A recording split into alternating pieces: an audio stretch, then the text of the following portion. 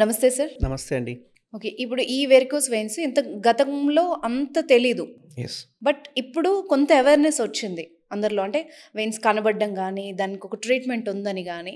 So, సాధారణంగా ఎంతమందికుంటుంది? అంటే ఎంత నార్మల్ ఇది జనాల్లో? యూజువల్‌గా వారికోస్ వెయిన్స్ అనేది ఎన్నో సంవత్సరాల నుంచి చూస్తున్న డిజీజే. హ్మ్. మీరెప్పుడైనా పల్లెటూరులోకి ఉన్నప్పుడు అమ్మ రాత్రి మంచిగుండే, మంచిగా నిద్రపోయిండు, పొద్దున్న లేచే వరకే పోయిండు, నిద్రలనే పోయిండు అని చాలామంది వింటుంటాం. హ్మ్. ఇట్లా వినే డిజీజ్‌లో చూసుకుంటే ఒకటి వారికోస్ వెయిన్స్ కూడా. ఓహ్! ఎందుకంటే చాలామంది గుండెపోటుతో చచ్చిపోతుంటారు. హ్మ్. బట్ కొందరికి గుండెపోటుతో కాకుండా ఏమవుతుందంటే ఈ వారికోస్ వెయిన్స్ ఉండడం వల్ల కొందరికి డీవీటీ వచ్చే అవకాశాలుంటాయి. అంటే ఏంటి సార్? డీవీటీ అంటే డీప్ వెయిన్ థ్రాంబోసిస్ అంటాం. అంటే రక్తనాళాల్లో ఉన్న ఈ క్లాట్ ఏదైతే ఉంటదో, హ్మ్. ఈ క్లాటు పైకెళ్ళిపోయి గుండెలో గాని, ఊపిరితిత్తులో అడ్డం పడడం జరుగుతుందన్నట్టు. ఓకే. ఓకే. దానివల్ల సడెన్‌గా బ్రెత్‌లెస్‌నెస్ అయిపోయి చనిపోతూ ఉంటాం. సో, ఈ వారికోస్ వెయిన్స్ వలన ఇట్లాంటి డిసీజ్ అంటే ఇట్లాంటివి డీవీటీ వచ్చే అవకాశాలు కూడా ఉంటాయన్నట్టు. సో, ఒకప్పుడు లుంగీ కట్టుకునే వాళ్ళు, పని చేసుకునే వాళ్ళకు పెద్దగా రక్తనాళాలున్న ఎవరికీ ఏం పెద్ద ఇబ్బంది ఉండేది కాదు. బట్ ఇప్పుడు చూస్తుంటే గనక మనకుండే ప్రొఫెషన్‌ని బట్టి ఇంతకుముందు వాళ్ళు పని చేసేవాళ్ళు బాగా. అవును. ఎంత పని చేసేవాళ్ళో అంత రెస్ట్ తీసుకునేవాళ్ళు. హ్మ్. బట్ మనకేంటి రెస్ట్ ఎక్కువైపోయింది, పని తక్కువైపోయింది. దీనివల్ల ఏమవుతుంది అంటే ఇప్పుడు బార్బర్స్ తీసుకోండి. వాళ్ళు 12, 13 గంటలు నిల్చొనే ఉంటారు. ఒకటే ప్లేస్‌లో నిల్చొనే ఉంటారు. అవును. సో, నిల్చొనున్నప్పుడు ఏమవుతుందంటే కాళ్ళలో ఉన్న రక్తం పైకి పంపిణీ అవ్వదు. ఇప్పుడు మీరు సపోజ్ గుండె ఉందండి మనకి. హ్మ్. ఈ గుండె కొట్టుకుంటుంది కాబట్టి బాడీలో ఉన్న ప్రతి ఒక్క పార్ట్‌కి మనకు రక్తం అనేది అందుతుంది. హ్మ్. అంటే ఒక గుండె మెషిన్ లాగా వర్క్ చేస్తుంది. సో, గుండె అనేది మనకు బాడీలో మొత్తాన్ని బ్లడ్ సప్లై చేస్తుంది. బట్ హ్మ్. మీరెప్పుడైనా ఆలోచించారా? మరి ప్రతి ఒక్క రక్తం చుక్క మళ్ళీ గుండెకెళ్ళాలి. ఎలా ఎళ్తది? కింద ఎటువంటి పంపింగ్ సిస్టమ్ లేదు. హ్మ్. మీరు ఒకసారి ఆలోచించుకుంటే గనక ఎప్పుడైనా మనం తిరుపతి గాని, ఎక్కడన్నా దూరం జర్నీ చేశామనుకోండి, బస్‌లో కూర్చున్నామనుకోండి, హ్మ్. బస్‌లో కూర్చున్నాక నైట్ అంతా అలాగే పడుకొనుంటాం. లేకపోతే ఫ్లైటే తీసుకోండి. ఫ్లైట్‌లో కూర్చొని ఉంటాము. ఒక నైట్ అంతా ఫ్లైట్‌లోనే అమెరికాకి ఎక్కడనో ట్రావెల్ చేస్తున్నారు మీరు. ఒక నైట్ అంతా కూర్చొనే ఉన్నారు. దిగలేదు, నడవలేదు, ఏం చేయలేదు. పొద్దున దిగిన తర్వాత మీరు చెప్పులేసుకోవడానికి కూడా రాదు. ఎందుకంటే కాళ్ళన్నీ వాపొచ్చేసేసుంటాయి. సో, ఆ వాపు రావడానికి రీజన్ ఏంది? కాళ్ళలో ఉన్న రక్తం మొత్తం యథాస్థితిలో అక్కడే ఆగిపోయింది. ఓకే. ఓకే. ఎందుకు ఆగిపోయింది అంటే, మనం నడిస్తేనే కాళ్ళలో ఉన్న రక్తం అనేది గుండెకెళ్తుంటది. హ్మ్. ఎందుకంటే మజిల్స్ మధ్యలో ఉన్న రక్తనాళాలు మనం నడవడం వల్ల, మజిల్స్ కాంట్రాక్షన్ అవ్వడం వల్ల మనకు రక్తం పైకెళ్తుంటది. హ్మ్. సో, అట్లా మీరు ఒక 12 గంటలు నిల్చొనే ఉన్నారు, లేకుంటే కూర్చొనే ఉన్నారు, కదలకుండా ఉన్నారు అంటే రక్తం పైకెళ్ళదు గుండెకి. ఓన్లీ 50% రీచ్ అయితది. రిమైనింగ్ 50% కాళ్ళల్లో ఉంటది. అందుకే మీరు బస్సు దిగిన వెంటనే కొంచెం దూరం నడవంగానే మళ్ళీ కాళ్ళు సన్నబడుతూ ఉంటాయన్నట్టు. సో, ఈ రకంగా ఏందంటే కింద ఎక్కడ మనకేం పంపిణీ సిస్టమ్ లేదు. పంప్ చేసే సిస్టమ్ లేదు. సో, అందుకే మనం ఏమంటాము కాఫ్ మజిల్స్‌ని సెకండ్ హార్ట్ అంటుంటాం అన్నట్టు మా భాషలో. ఓకే. సెకండ్ హార్ట్‌గా మనం దాన్ని పరిగణలోకి తీసుకుంటాం. ఎందుకంటే ఆ పంప్ చేయడం వల్లనే కాళ్ళలో ఉన్న రక్తం గుండెకెళ్తూ ఉంటది.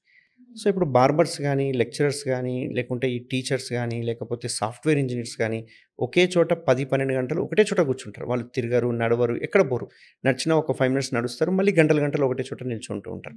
ఈవెన్ పోలీస్ కానిస్టేబుల్స్ గానీ, లేకుంటే ట్రాఫిక్‌లో ఉంటారు ఇట్లాంటి వాళ్ళకి.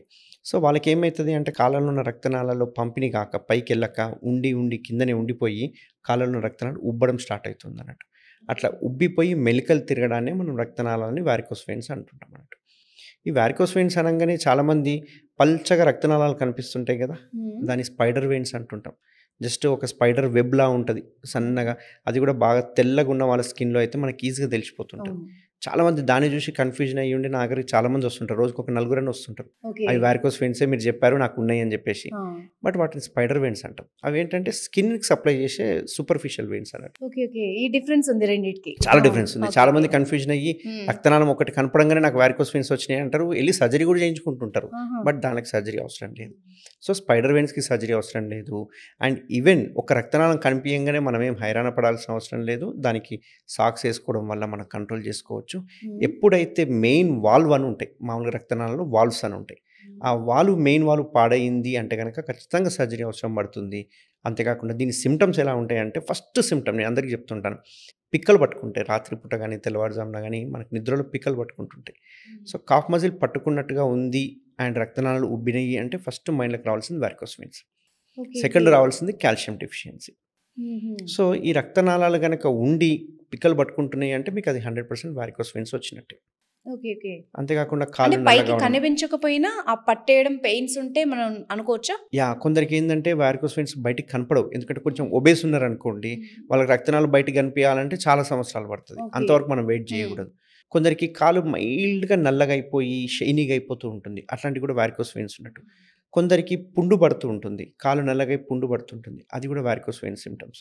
సో, ప్రతి ఒక్కటి బయటికి కనిపించినంత మాత్రాననే వారికోస్ వెయిన్స్ అన్నికి లేదు. బయటికి కనిపిస్తే కూడా వారికోస్ వెయిన్స్ అంటాం.